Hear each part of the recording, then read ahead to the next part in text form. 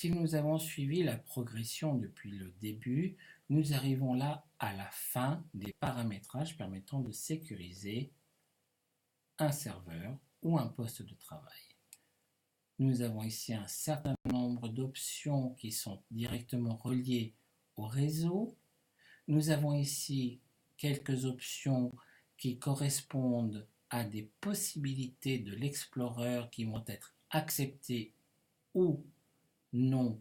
Mais cela, hélas, ne se fait qu'au niveau de la machine, c'est-à-dire que c'est pour tout le monde, quel qu'il soit. Si l'on ne veut pas avoir le bandeau de l'explorateur, je parle de ceci, cette partie-là,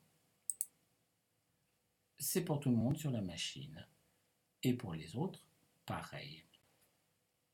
Nous avons d'autres options qui permettent ici de cacher un certain nombre de dossiers et de fichiers à l'utilisateur quand il ouvre l'explorateur.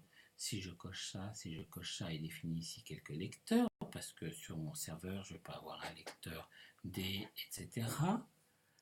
Quand on ouvre l'explorateur, eh bien, tout ce qui doit être normalement caché, disons par exemple dans le cadre d'un terminal serveur, n'est pas accessible à l'utilisateur. Il ne le voit pas au niveau de l'explorateur. Ça ici, nous avons une demande qui est très récurrente au niveau des forums d'administration. Comment je fais pour cacher ceci, pour cacher cela, pour que l'utilisateur ne voie pas ceci? Nous sommes dans une logique de terminal serveur.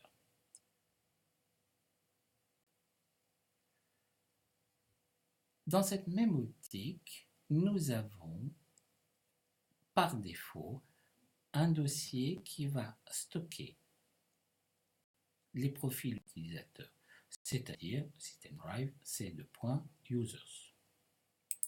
Pas de secret.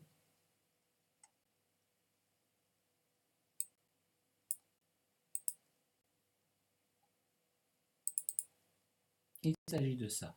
Donc pour la planète entière, les profils utilisateurs sont stockés là-dedans. Une stratégie de sécurité va faire que l'on va modifier ce dossier pour le mettre autre part. Et à ce moment-là, avoir un autre endroit où tous les profils utilisateurs vont être stockés.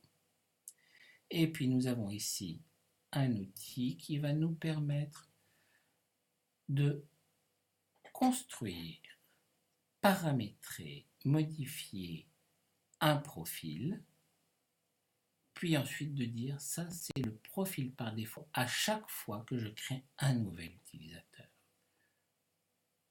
C'est ce que j'ai ici, je vais créer un profil, lui donner tous les paramètres qui vont être les paramètres que je veux, et puis ensuite je vais dire c'est ce paramètre-là, j'ai un dossier à choisir, et puis c'est bon.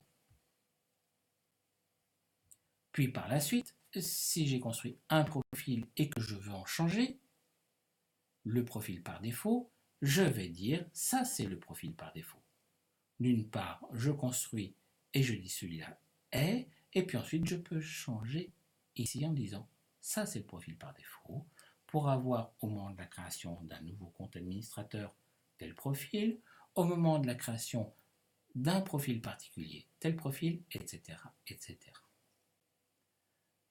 Dans cette dernière partie, je vais importer et activer des règles de base de AppLocker. Là, nous sommes dans la partie GPO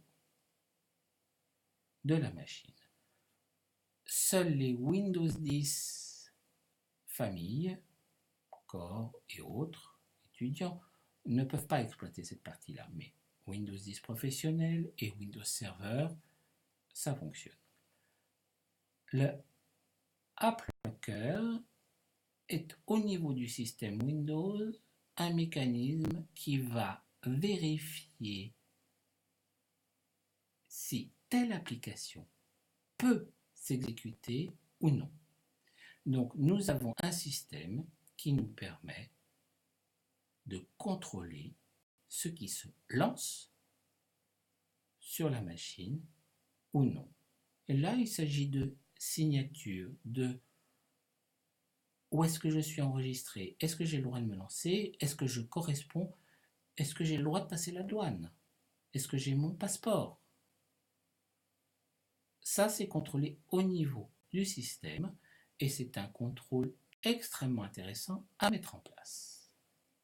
Une fois que j'ai défini ce qui m'intéresse, je ne veux pas de l'IPv6, je ne veux pas de partage administratif, je ne veux pas apparaître dans le partage du réseau, je ne veux pas de protocole UDP, je ne veux pas d'ICPM, je ne veux pas date anonyme. Je coche ça, je coche ça, je coche ça, et ça, et ça. Et là, je commence à être bien protégé. Je coche ça, parce que j'ai le volume D et je ne veux pas qu'on le voie. Et puis ici, pour l'instant, je laisse, mais ça, je le fais et j'applique. Voilà. J'ai ajouté des règles de sécurité qui protègent encore ma machine.